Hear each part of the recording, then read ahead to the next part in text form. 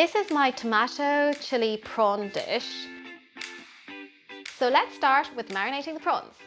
In a bowl, marinate the prawns with soy sauce, Chinese rice wine, sesame oil, sugar, white pepper, and corn flour.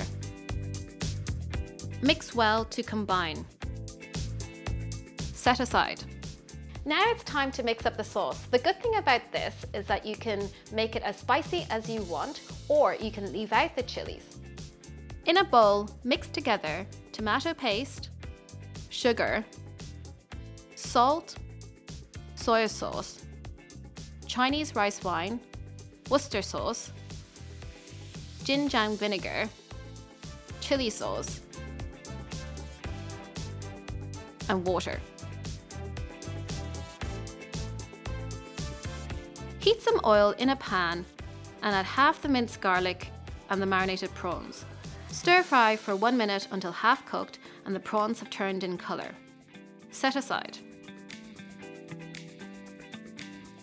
To the pan, heat some more oil.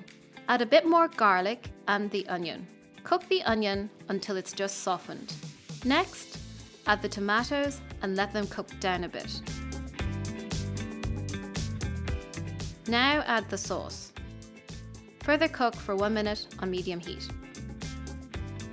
Return the prawns to the pan along with some chili.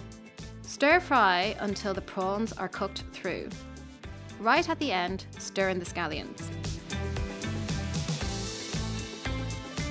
Serve on a bed of rice, garnished with scallion, coriander, and sesame seeds.